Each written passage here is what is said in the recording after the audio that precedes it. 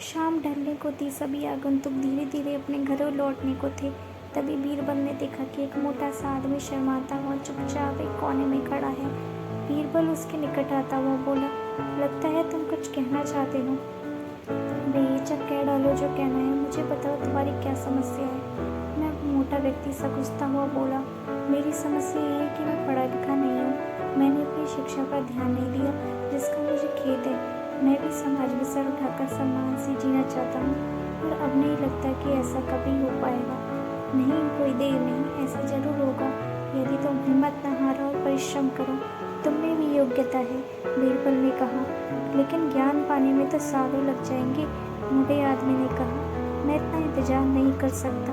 मैं तो ये जानना चाहता हूँ कि क्या कोई ऐसा तरीका है कि चुटकी बजाते ही प्रसिद्धि मिल जाए। प्रसिद्धि पाने का ऐसा आसान तरीका तो कोई नहीं है। बीरबल बोला, यदि तुम वास्तव में योग्य और प्रसिद्ध कहलाना चाहते हो तो मेहनत तो करनी होगी, वह भी कुछ समय के लिए। यह सुनकर मोटा आदमी सोच में डूब गया। नहीं, मुझ में इतना धैर्य नहीं है। मोटे आदमी ने कहा, मैं तो तुरंत ही प्रसिद्धि पाकर पंडित जी कहलवाना चाहता हूँ। ठीक है, बीरबल बोला, इसके लिए तो एक ही उपाय है। कल तुम बाजार में जाकर खड़े हो जाना। मेरे भेजे आदमी वहाँ होंगे जो तुम्हें पंडित जी कहकर पुकारेंगे।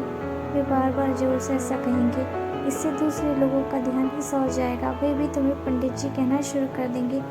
ऐसा होना स्वाभाविक ही है, लेकिन हमारा नाटक तभी सफल होगा जब तुम गुस्सा दिखाते हुए उन पर पत्थर फेंकने लगोगे या हाथ में लाठी लेकर उनको दौड़ाना होगा तुम्हें। लेकिन सतर्क रहना, गुस्से का सिर्फ दिखावा वर करना है तुम्हें, किसी को चोट नहीं पहुंचानी चाहिए। उस समय तो मैं मोटा आदमी कुछ समझ नहीं पाया और घर लौट गया। अगले समय वो मोटा आदमी बीरबल के कहे अनुसार व्यस्त बाजार में जाकर खड़ा हो गया। तभी बीरबल के भेजे आदमी वहाँ आकर पहुँचे और तेज स्वर में कहने लगे, पंडित जी, पंडित जी, पंडित जी। मोटे आदमी ने यह सुनकर अपनी लाठी उठाई और भाग पड़ा उन आदमियों के पीछे, जैसे सच में ही पिटाई कर देगा। बीरबल के भेजे आदमी वहाँ से भाग निकले, लेकिन पंडित जी का राग अलपना उन्होंने नहीं छोड़ा। कुछ ही देर बाद आवारा लड़कों का वहाँ घूमता समूह पंडित जी चिल्लाता हुआ उस मोटे आदमी के पास आदम का बड़ा मजेदार दृश्य उपस्थित हो गया था। मोटा आदमी लोगों के पीछे दौड़ रहा था और लोग पंडित जी कहते हुए नाच गाकर चिल्ला रहे थे। और मोटा आदमी पंडित जी के नाम से प्रसिद्ध हो गया। जब भी लोग उसे देखते तो पंडित जी कहकर ही संबोधित करते। अपनी ओर से तो लोग यह कहकर उसका मजाक उड़ाते थे कि वह उन पर पत्थर फेंकेगा या लाठी लेकर उनके पीछे दौड़ेगा, लेकिन उन्हें क्या पता था कि मोटा तो चाहता ही यही था कि प्रसिद्ध होने तो लगा ही था। इसी तरह महीनों बीत गए।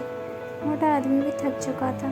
वह यह भी समझ गया कि लोग उसे सम्मानवश पंडित जी नहीं कहते, बल्कि ऐसा कहकर तो वे उसका उपहास करते हैं। लोग जान गए थे कि पंडित कहने से उसे गुस्सा आ जाता है। वह सोचता था कि शायद लोग मुझे पागल समझते हैं। यह सोचकर वह इतना परेशान हो गया कि फिर से बीरबल के पास जा पहुंचा। वह बोला, मैं मात्र पंडित जी कहलवाना नहीं चाहता, वैसे मुझे स्वयं को पंडित कहलवाना पसंद है और कुछ समय तक ये सुनना मुझे अच्छा भी लगा, लेकिन अब मैं थक चुका हूँ। लोग मेरा सम्मान नहीं करते, वे तो मेरा मजाक उड़ाते हैं। मोटे आदमी को वास्तविकता का आभास होने लगा था।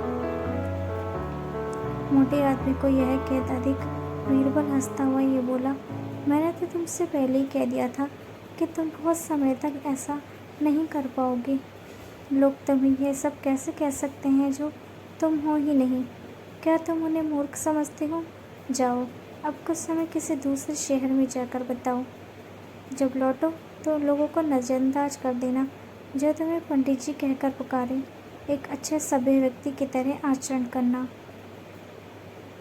शीघ्र ही लोग समझ जाएंगे कि पंडित जी कहकर तुम्हारा उपहास करने में कुछ नहीं रखा और वे ऐसा करना छोड़ देंगे। मोटे आदमी ने बीरबल के निर्देश पर अमल किया। जब वह कुछ माह बाद दूसरे शहर से लौट कर आया तो लोगों ने इसे पंडित जी कहकर परेशान करना चाहा, लेकिन उसने कोई ध्यान नहीं दिया। अब वह मोटा आदमी खुश था। लोग उसे उसके असली नाम से जानने लगे। वह समझ गया था कि प्रसिद्धि पाने की सरल राह कोई नहीं है।